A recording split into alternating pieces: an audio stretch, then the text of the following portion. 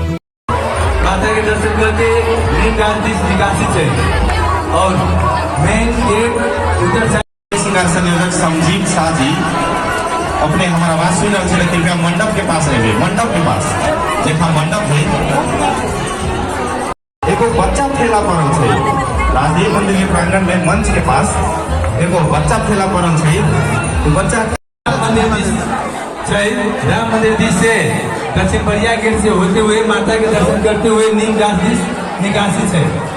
और महिला श्रद्धालु बंदे सबके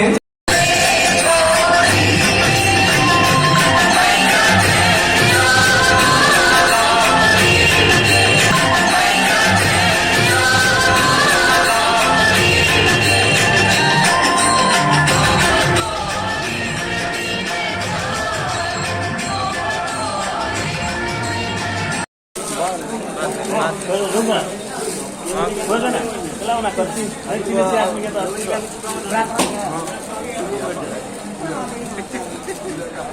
तो